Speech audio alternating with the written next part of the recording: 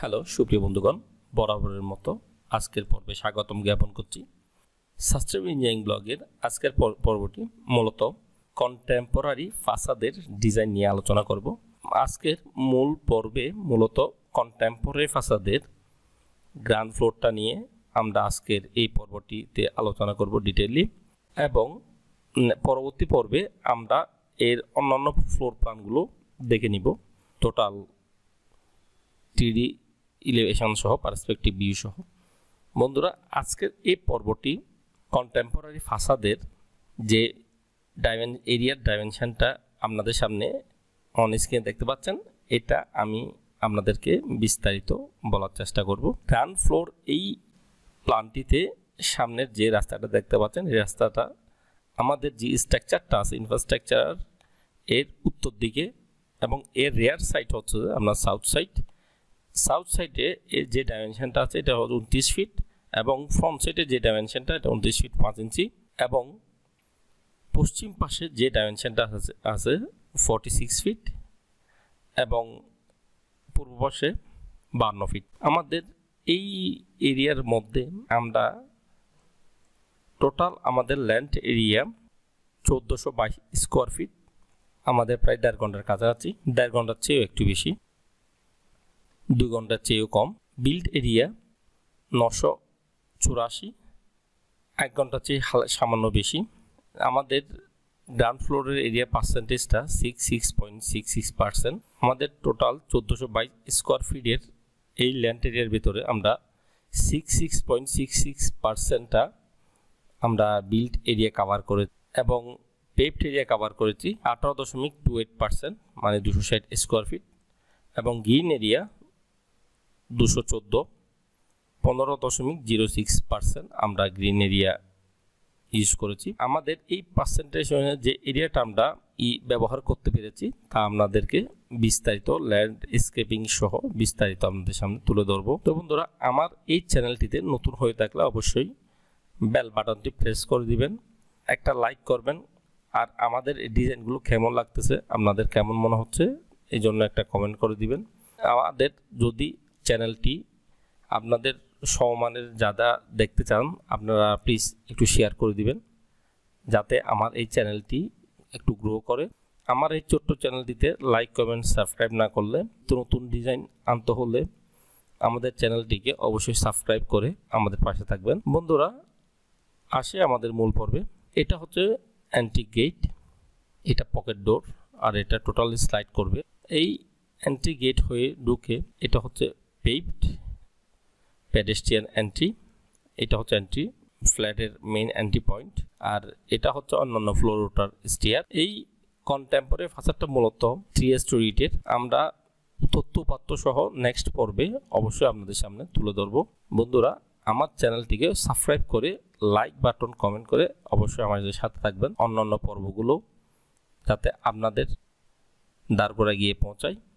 যদি like comment share না করেন, সাবস্ক্রাইব না করেন, তাহলে আমাদের এই টোটাল বিস্তারিত ফাসাদের বিস্তারিত তথ্য আপনারা হয়তো উপভোগ নাও করতে পারেন। তো বন্ধুরা, এই এন্ট্রি পয়েন্ট দিয়ে আমরা এন্ট্রি হচ্ছি। এটা হচ্ছে লিভিং এরিয়া, এখানে ডেকোরেট করা আছে। এটা সিঙ্গেল সোফা, এটাও সিঙ্গেল সোফা, এটা ডাবল সোফা, এটা টি টেবিল, এটা 2টা সাইড টেবিল, এটা dining zone, living cum dining একসাথেই, আর এটা একটা কিচেন।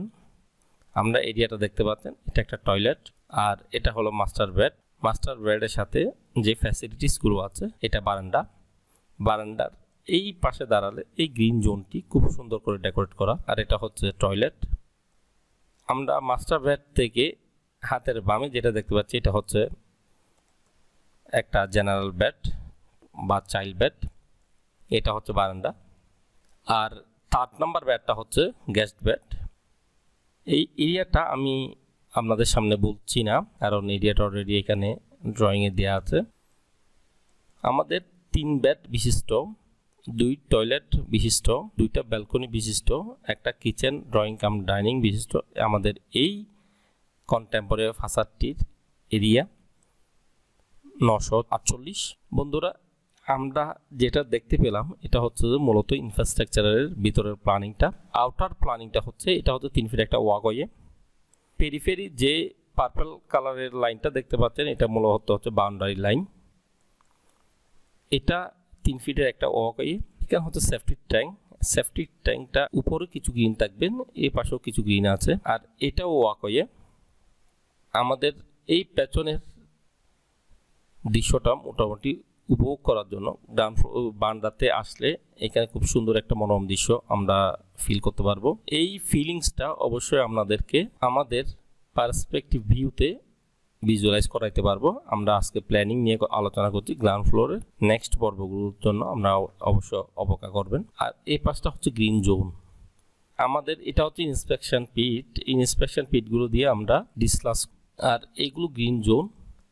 এইখানেও পুরোটা গ্রিন জোন, এই সামনে এটাও গ্রিন জোন।